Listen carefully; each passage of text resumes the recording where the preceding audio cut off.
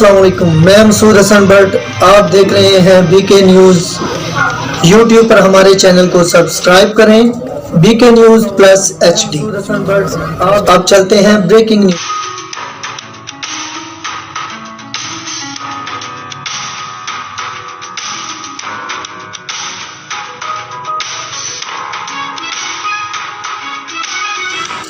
खबर शामिल करते हैं सिंध मोरो से।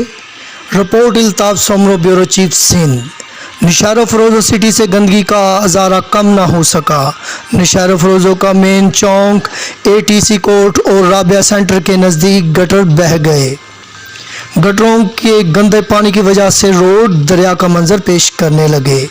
4 दिन गुजरने के बावजूद मौंसल कमेटी का अमला नहीं पहुंच सका। इंतज़ामिया की नाअहली का मंजर आप स्क्रीन पर देख सकते हैं। अहले इलाका का सिंध हुकूमत से नोटिस लेने की अपील। अगर इसको साफ ना किया गया तो मजबूरन हम एहतजाज करेंगे। अहले इलाका।